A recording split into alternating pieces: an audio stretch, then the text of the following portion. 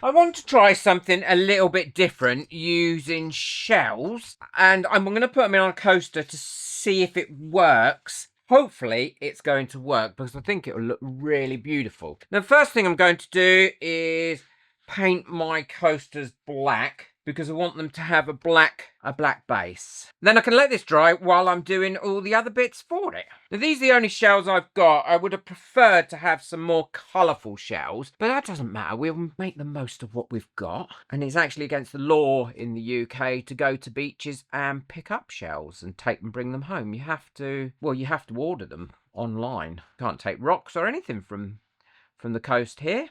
So we'll let those dry, and while they're drying, I can prep my shells. While they're drying, what I'm going to be doing is breaking these up. So I've got, they're never going to be flat, but largest bits that are going to lay a little bit more flat like that onto these coasters. All I'm using is my jewellery tools for this. I'm putting them in these pots so I don't get them everywhere and lose them. And now I'll continue and break up all of these shells. Well, now these are dry, I've mixed my resin up and I've also broken up all my shells as well. Before I do anything else, what I'm going to do is add a bit of mica powder to this resin and give that a mix through.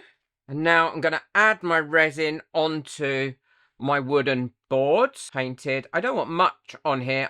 All I want is a thin layer at this stage. All I'm using here is one of these little silicone brushes to spread this out.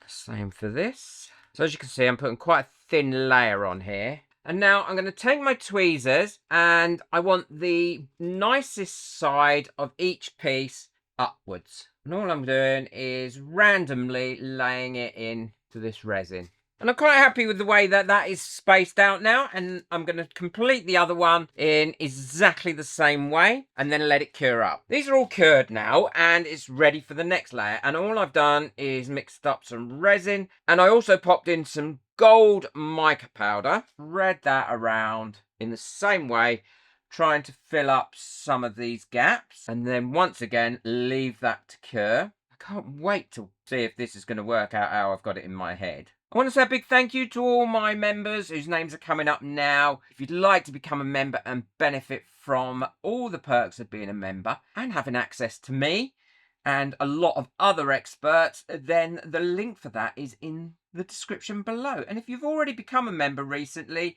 and you haven't joined our Facebook group, then please join the Facebook group. You're really missing out if you don't join that Facebook group. So that's that one done. I'm going to go ahead, do this one, and then leave these to cure, and then I can put the next layer on. The gold is all cured up now, so all I'm doing now is adding this layer of blue over the top, and I'll do that to both of them.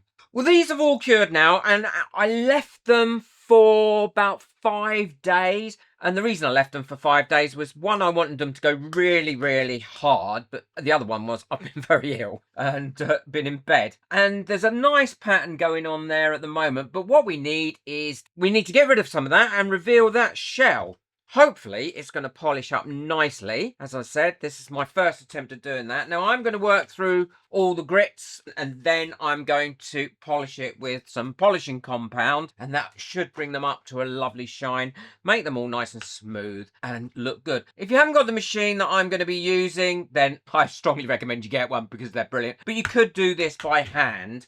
Always make sure though that you use wet and dry sandpaper. It just gives a much better result. I'm going to set my machine up. And the great thing about the Let's Resin one is it's got the little suckers there and they stick really well to a clean silicone mat.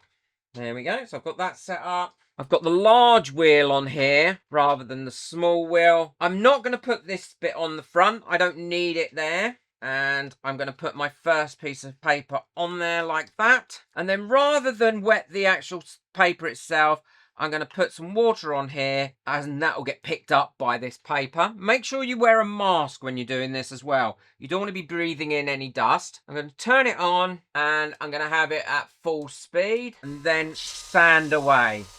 And it is sanding that down and it is bringing out some of those other colours that I put on there already, look. Once I've got this level, I'm then going to change operations on this and use it in a slightly different way. But I want to get rid of all these raised shells and everything first. And all I need to do is keep going over it and feeling it with my hands until I can feel that it's no longer got any raised bits on it. Yep, so I'm happy with that. That's no longer got any raised bits on it. And now I'm going to do the same with this one. And then I'll show you how I'm going to do the next one, the next start. So that's both of them done. And now I can swap this over and use it slightly differently. Now what I'm going to be doing is doing them flat. I've changed over to the smaller head because you don't want to be using the larger head when you're using it off the machine because you won't have any control with it. Where this you'll have a lot more control. I'm working on a bit of cardboard purely so I don't damage me mat if I come off it. Putting plenty of water down and I'm going to go over it now again with the 100 grit. And I'm going to keep working my way through these grits until I've got a really nice polished surface. It shouldn't take too long to do this. Probably about a minute and a half, maybe 2 minutes with these first early grits to go through each one. So much quicker than if you were doing it by hand.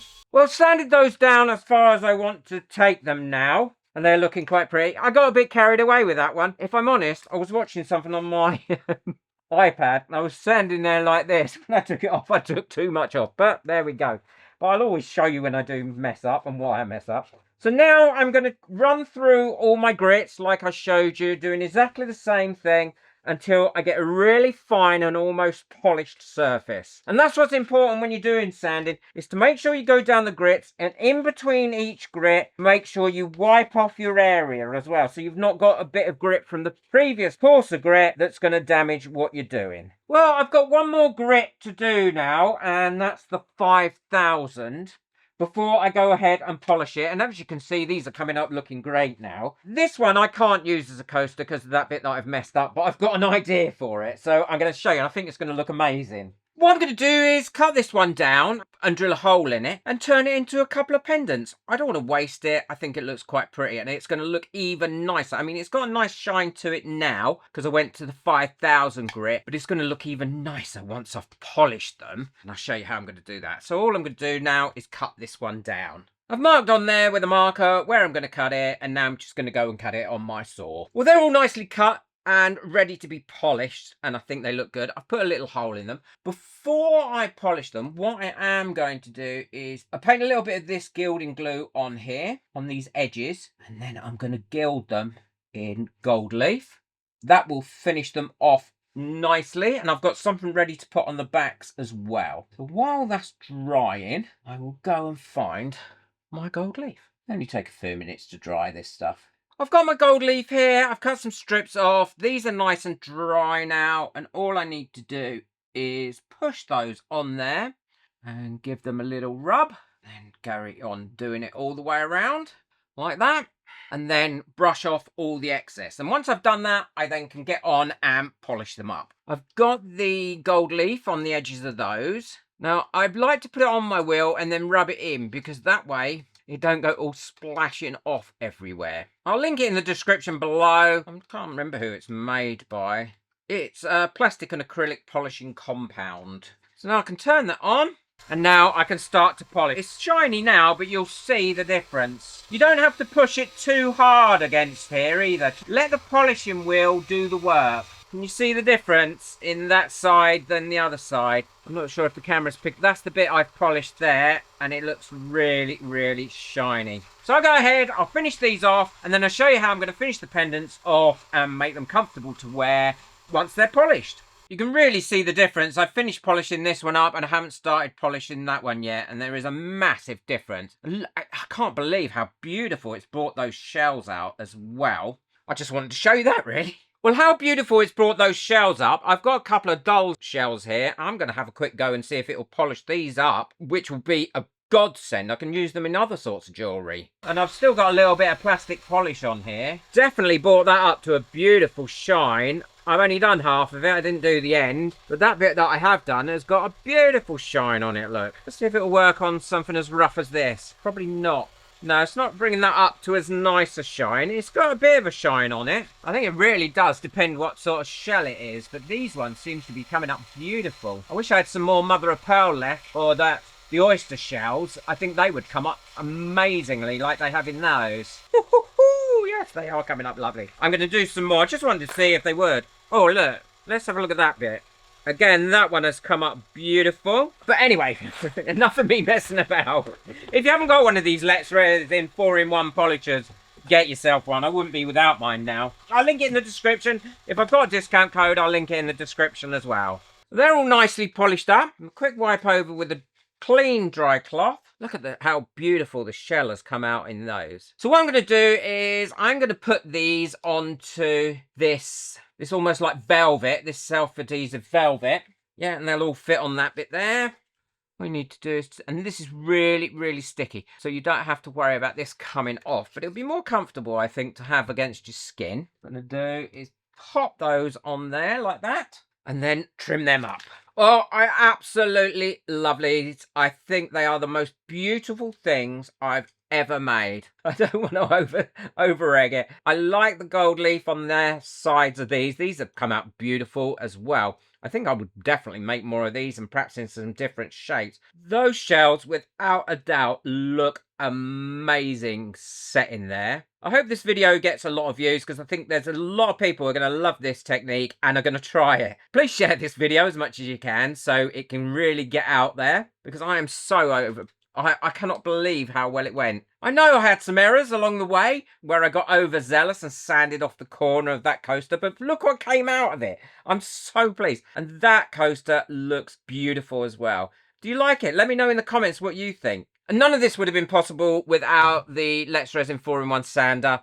I would highly recommend it, definitely, for polishing up things. Even if you've got a dull mould, they polish up lovely the items after it's come out of a dull mold. Be sure to check out the video that I've got coming up next. I think you'll really like that one if you want to learn more about different techniques of using resin. Boot that like button, hit that subscribe button, but most of all, enjoy your resin. Take care. Bye.